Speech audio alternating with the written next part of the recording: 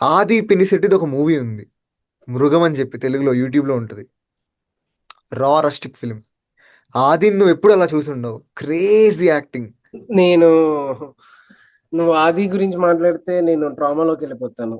ఎందుకు అక్కడనా? అటు జాజికాయ జాజికాయ జాజిలే జాజికాయ ఎదిగునే రాయక ముద్ద రాయక ముద్ద రాయక ముద్ద. వారబుస్కి అంతే. నువ్వు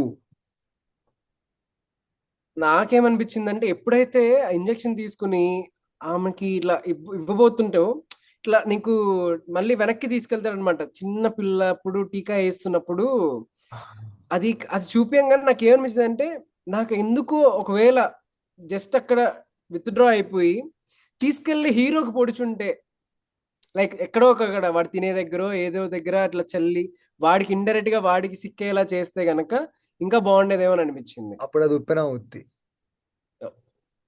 పాయింట్ కరెక్టే.